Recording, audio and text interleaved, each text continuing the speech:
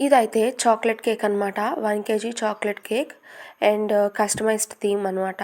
మా వదిన అయితే నాకు ఆర్డర్ ఇచ్చారు. తను చెప్పినట్లుగానే నేను చేశాను. వాళ్ళ అత్తగారి కోసం అని చెప్పారనమాట. పైన సూపర్ వుమెన్ అని పెట్టమన్నారు.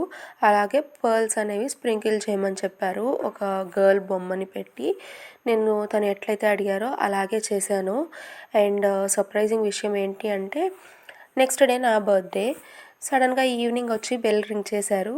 నేను వెళ్ళాను, ఓపెన్ చేశాను తలుపు.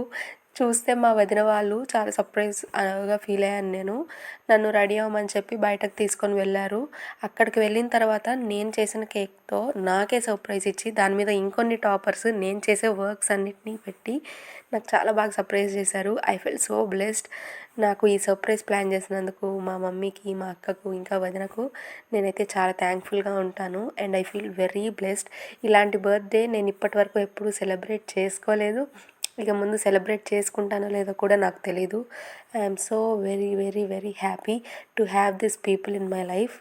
మా పాప కూడా చాలా బాగా ఎంజాయ్ చేసింది. And we all spent a very good time together. And yeah, very much surprised and blessed.